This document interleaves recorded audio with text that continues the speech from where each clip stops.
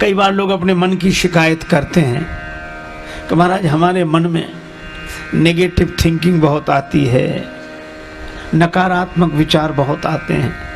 एक सज्जन आए हमसे कहने लगे हमारा मन बहुत खराब होता है। तो मैंने जब उन्होंने कहा कि मेरा मन बहुत खराब होता है, हमने कहा हमारा भी होता है, चर्चा बंद करो, भगवान का नाम लो, काहे को परेशान। संसार में कौन ऐसा है?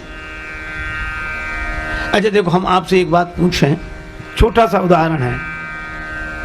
आदमी जब से युवक हुआ है तब से उसके दाढ़ी बाल निकलने शुरू हुए कि नहीं? है ना? है परेशानी कि नहीं?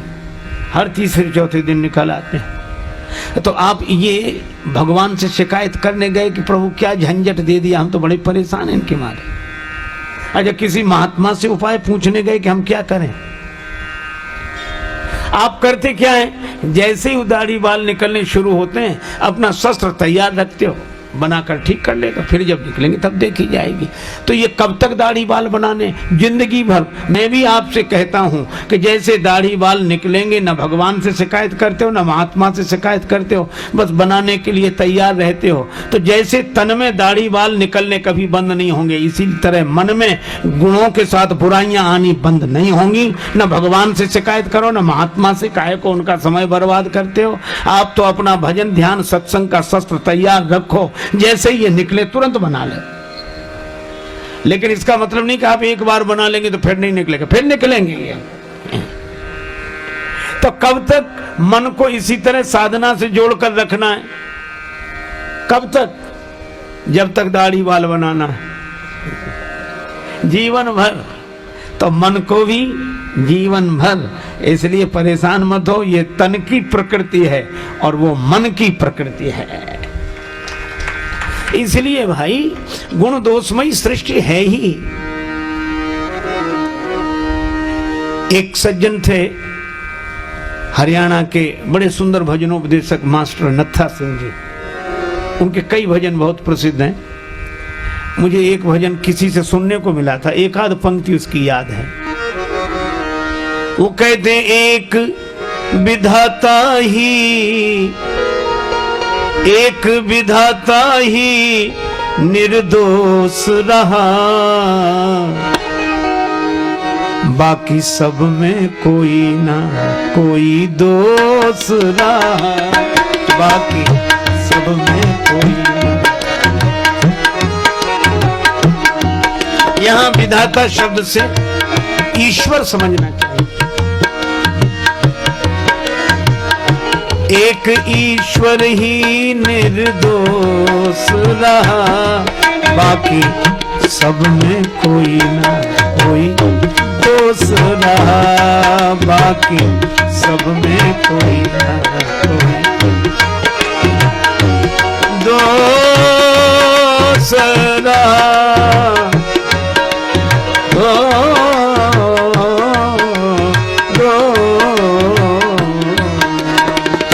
सब में कोई कोई दोष रहा, बाकी सब में कोई ना।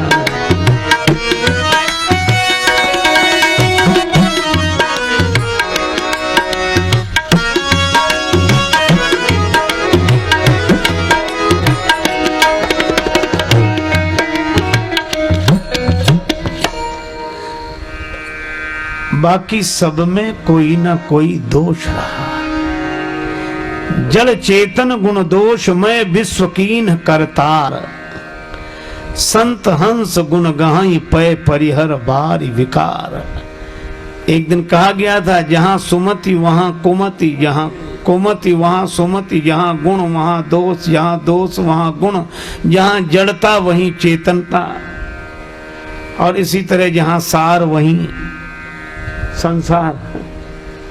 देखो, कोई संसार को ज्ञान की दृष्टि से देखता है तो उसे सार दिखता है, सर्वम खलविदम ब्रह्म। ज्ञान की दृष्टि जिनके पास है उन्हें सार दिखता है, और वैराग्य की दृष्टि जिनकी है उन्हें सब असार दिखता है। ज्ञान की दृष्टि जिनकी है उन्हें सब सार दिखता है, वैराग्य की दृष्टि जिनकी है उन्हें सब असार दिखता है, और जिनके पास ना ज्ञान की दृष्टि है ना वैराग्य की दृष्टि है उन्हें संसार दिखता है। ये तो है। तो गुण दोषमयी सृष्टि है ही। और बड़े सुंदर सुंदर उन्होंने उदाहरण दिए इस भजन में। वे कहते हैं महाराज युधिष्ठिर जुआ खेल गए और यहां तक कि दांव पे लगा दिया द्रौपदी जी को, और धर्मराज कहलाते हैं। अच्छा, कई लोगों की ये बात गले नहीं उतरती, बहुत लोग तो प्रश्न भी करते हैं। एक सज्जन हमसे ही कह रहे थे कि महाराज युधिष्ठिर को आप धर्मराज मानते हो? हम उनका मानते क्या, वो हैं? बोले काहे के धर्मराज, हमें तो अच्छे आदमी भी नहीं लगते। ये अच्छे आदमी का लक्षण है जो जुआ खेल जाए और जुए में इतना भी होश ना रहे कि पत्नी को दांव पर लगा दे, उन्हें आप धर्मराज कहते हैं? हम तो धार्मिक तक नहीं मानते। और ऐसे तर्क देने वाले लोग हैं। तो मैंने उनसे एक ही बात कही कि आप ऐसे सोचो, कोई विद्यार्थी पढ़ रहा हो और 100 नंबर का पर्चा हो और उसके 80 नंबर आ जाएं, तो फेल माना जाएगा कि पास? 16 पास माना जाएगा और अच्छे नंबरों से माना जाएगा। हमने कहा 20 नहीं है। बोले तो कोई बात नहीं, 80 तो हैं। बोले हाँ ये बात तो पास माना जाएगा। हमने कहा इसी तरह युधिष्ठिर जी तो धर्मराज हैं, वो 20 नंबर काट ले जितने में गड़बड़ी लगी हो तुम्हें। जो तुम्हें गलत लगता हो और जो गलत है तो उतने नंबर कम कर लो। मैं तो कहता हूं अवतार कोटि की विभूतियों को, महापुरुषों को भी जब देखो तो कुछ लोग हल्दी की गांठ पे पंसारी की दुकान खोलते हैं, एक दोष पर बाकी सब गुणों को नकार जाते हैं। यह गलत बात है। अरे आप उनके 20 नंबर कम देखो पर 80 तो देखो। इसी तरह मैं आपसे चर्चा कर रहा था कि मास्टर जी ने इस भजन में कहा कि युधिष्ठिर जी में भी दोष जुए का। महाराज भर्तहरि राज्य त्याग दिया, वन में विचरण करते थे, एकांत में रहकर वैराग राग रसिक हो गए, आत्मज्ञानी हो गए, भगवत भक्त हो गए, तपस्या में मन लग गया। चांदनी रात थी, जंगल का शांत वातावरण, अकेले भ्रमण कर रहे थे। एक चमकीली चीज रास्ते पे पड़ी हुई दिखाई दी, समझ लिया हीरा है। हाथ बढ़ाया उठाने के लिए, वो चमचम चमकता हुआ हीरा नहीं था, पान की पीक कोई थूक कर चला गया था। तो चांदनी रात में वैसी लग रही थी और जो बड़ी गिलानी हुई, कितना सब छोड़ने के बाद भी हीरे का लालच। तो भजन में कहा कि बोलो कहां का संतोष रहा। फिर ये कहा बाकी सब में कोई ना कोई दोष रहा, लेकिन अंत में बड़ी अच्छी बात कही, मैंने भी आपको ये वचन सुनाए और सभी के दोष गिनाए, तो मैं भी कहां का निर्दोष रहा।